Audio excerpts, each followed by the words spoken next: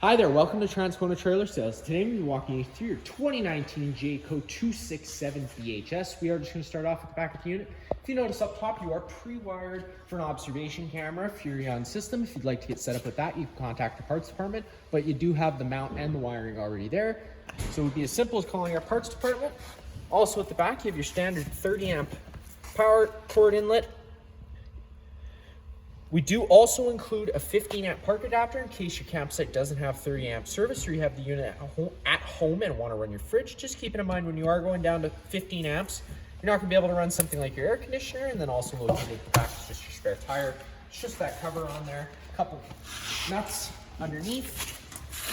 Here, pulling this back bumper tube off. This is typically where you would store your sewer hose, just to keep as much smell out of the unit as possible. We have a brand new one in the box inside the front compartment, so we'll show you that when we get there. Also located at the back, you got your stabilizer jacks. So how those work is you hook a 3/4 inch drive tool, which we have located inside the front compartment, run this foot down to the ground. Once that foot contacts the ground, just giving another 1/8 turn to snug it up, and it's going to take any bounce or sway you see we have in the unit right now away. Now, another thing I'm going to mention with your stabilizer system is that with today's day and age, battery powered tools are very common. If you are running your jack with any sort of impact, just be very mindful of how much torque you put on them, because it is very easy to bend them. So just keep that in mind. You got your cable satellite inlet. And then over here, you got your main sewer dump. You're gonna take this cap off. Your sewer hose is gonna have the same ears as this, just lines up with those knobs there, locks into place. You got your gray valve and your black valve. You always wanna empty your black valve first. It's gonna be your dirtiest water filled from your toilets, and then you can come behind there with your gray valve, which is typically cleaner water filled from your sinks and your showers. Further up ahead, you got your storage compartment. It does go right through to the other side. This customer did opt for the weight distribution system, so that's what you're going to see there. And then around the front of the unit, which is a little tight, so we're going to go back around the other side when we're done. You got your 2 standard propane tanks, pretty simple. On your regulator, you got this little selector valve with the arrow pointed this way. You're going to be drawing off this tank counterclockwise like any standard barbecue tank, just opening it all the way in slowly. Once you're opens up the flow to the unit. If this tank were to go empty, you can close this, switch that valve over to this side and run off this tank while this one's getting filled. And then you do have your battery box located right up front, which you do have a battery inside of. Now we're just gonna go around to the other side of the unit.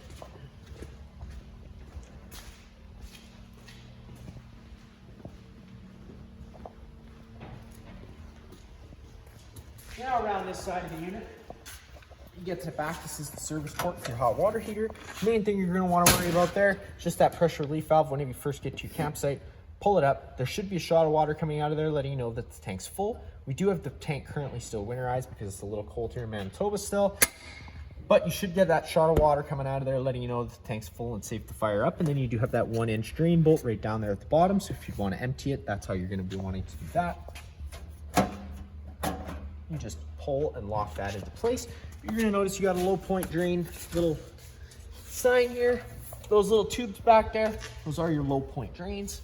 So once we get inside, I'll show you where you get to access those. Storage compartment right up front here, opening this guy up. Only thing you got to worry about here, lots of storage space, yes. And then behind this cover, you get the access to your water heater for winterization. It is just screwed into place. I'll make sure it's screwed into place before the unit is gone. And then inside here are those low point drains. It's going to be hard to see, and I'll show you them once we get inside, but they are just around that back corner. You get access to them underneath the bunk beds. It's probably going to be the easiest access point for those. A little further up, you got your fridge service port. Not much you need to worry about there. Furnace exhaust, whenever that's running, that is going to be blowing out hot air, so just be mindful of that. Another cable satellite output in case you want to hook up a TV outside. And then you do have your fresh water fill. The way that works is you just put a garden hose in there, turn it on. It's going to pressurize all those it's going to fill your fresh tank, and that's what your water pump draws off of. 2 120 plugs on the outside, of course. And then right down below here, you got your fresh tank drain. So the way that works is you just turn that valve If there was any water in the tank, it would be all dripping out. Now to get inside, well, I should show you inside that front compartment, sorry. Turning that tab, opening this guy up. Get that standard starter kit. And inside there, that is where you get your 10-foot sewer hose, a 15-foot water hose, and some other miscellaneous goodies, including that 15-amp park adapter, which I did tell you about earlier. Also located inside here is just that 3/4 inch drive tool that I told you about earlier. And again, mentioning the impact, it's just a 3/4 inch socket. But again, if you are using the impact, just be careful because you can bend them. To get inside the unit, you're just pulling on that stair system. It's going to fold out like so. And then you can open up the door and hop on inside of the unit. First thing you notice off on your left is that fire extinguisher. That's just like home. Pull the pin and shoot. And then once you get inside, you do get 2 light switches on the wall here. The one light switch closest to the back of the trailer does turn on some interior lights in the main living space, and then that other one does turn on the awning LED. To get the awning out, you're just pushing and holding that button out, and the awning is going to start making its way out. Once fully extended, you're going to see the back of the metal tube and the little flap hang down.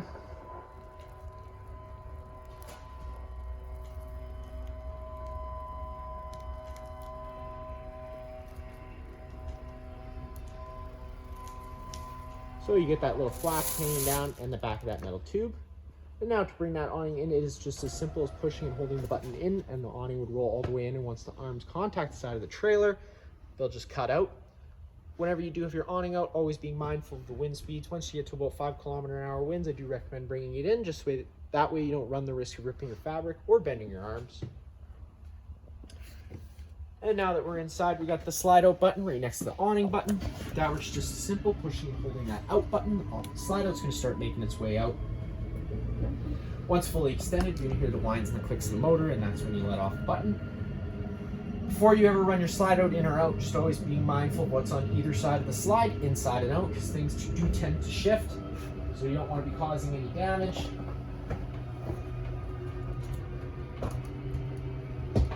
And there you go, you got that clicking, so you know they're fully extended. Got your monitor panel system on the wall, so you got all your tank levels, your battery level, and then of course you do got your water heater button. So clicking that on does turn on power to the water heater. The water heater is going to try lighting itself 3 times. If on the 3rd try it doesn't light, this fault light's going to stay on. In that case, you do just have to turn this off, wait about 30 seconds, and try turning it back on.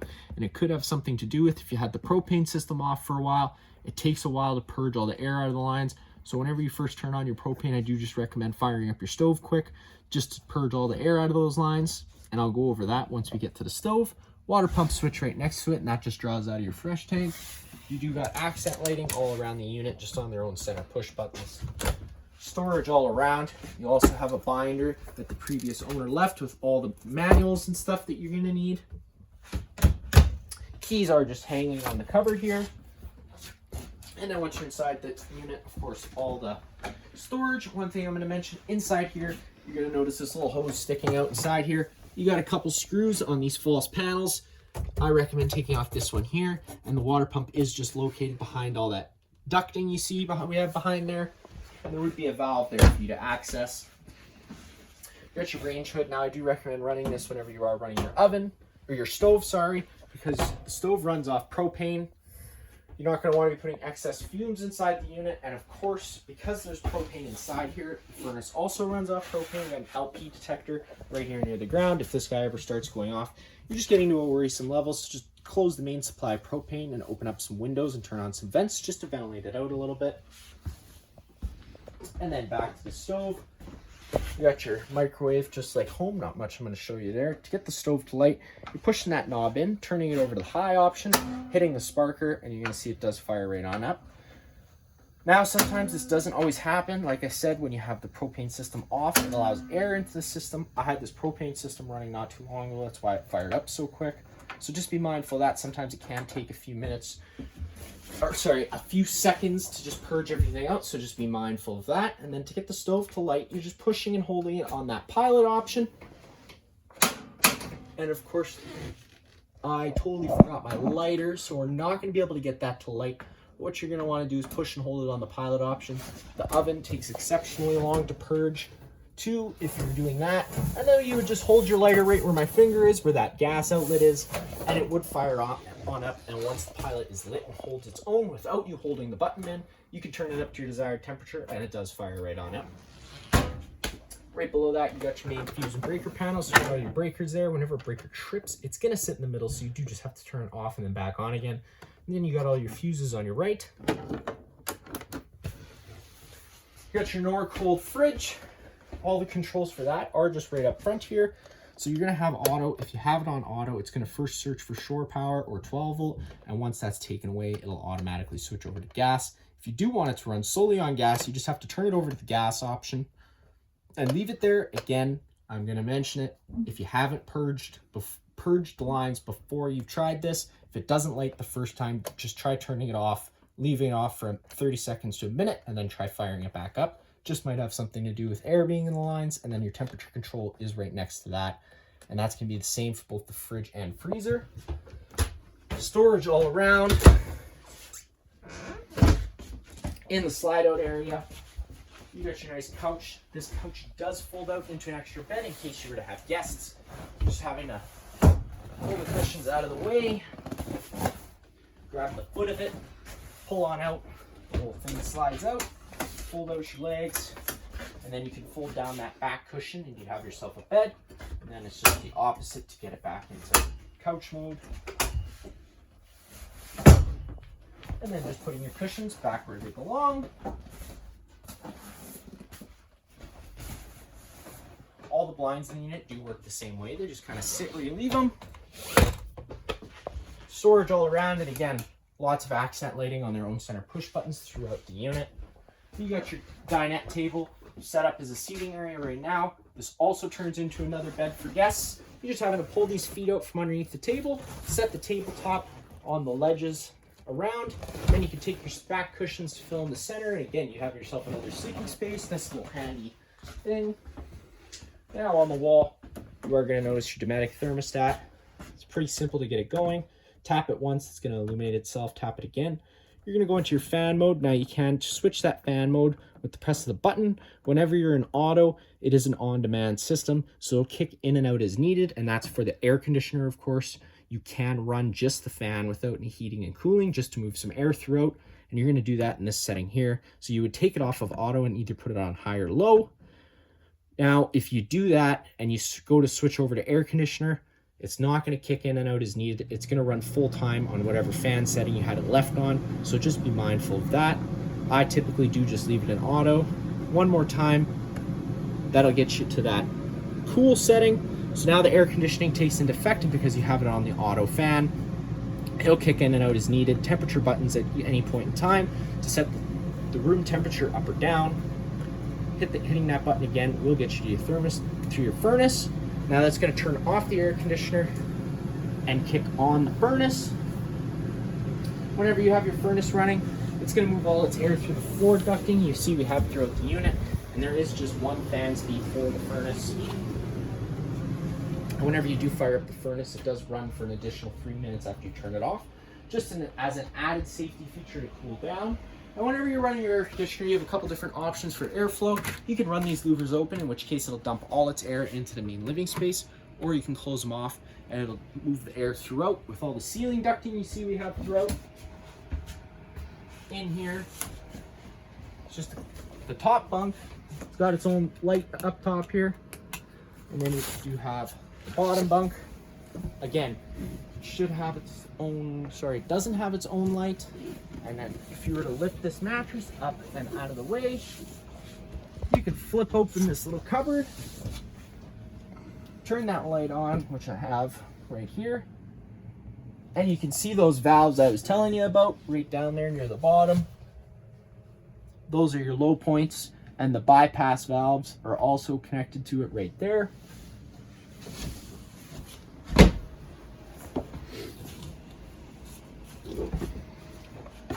Got your kitchen sink, or your bathroom sink, storage underneath, medicine cabinet up. No medicine cabinet, just a mirror. Test on the bottom, reset in the middle. This is your main GFI plug, so if you have an outlet that doesn't work, sometimes it just does trip, so just hit that reset button to be sure. And And then inside the bathroom, pretty simple. Toilet, flusher up front, shower with hot and cold water, and then taking a step on inside, you got your roof vent counterclockwise to open it on up. Once we do have that fully open, just keep it in mind, if you ever go to travel, you have to make sure this is closed, otherwise you can cause damage to it from the wind. And if it were to start raining, it is going to get wet in here, of course, which you get with a max air cover, goes right over top of this, and it would allow you to leave that open while traveling. Also, you could run it whenever it was raining because the cover's on there, so it's going to stop it from getting wet in here. Great little addition you can add on, and you can contact the parts department to get set up with that, and they can put together a quote for you. Light switch on the wall for the bathroom.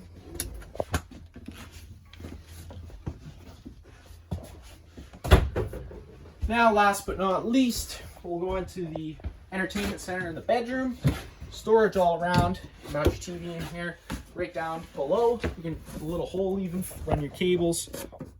You get your power and your coax as well. Over here, you're going to notice this little black button. Might be hard to tell in the video, but if you press it, it does turn on that green light. That does turn the antenna on the roof. I do recommend leaving it on just because it does also improve radio frequency. Totally a personal preference. Storage all around. And then you got your stereo stitched system, which is pretty much just like home, minus the fact of you having your two zones. So your zone 1 will be your interior speakers. Your zone 2 will be your exterior speakers. Now taking a step into the bedroom. Not much in here other than a bed, and of course a light switch up on the top there on its own center push button. You do have a TV back here, so if you'd want to mount something, you could do so. Coax cable and 2 plugins for that. Other than that, not much left. So that is going to be it for this unit here. And if you have any other questions, feel free to give us a call.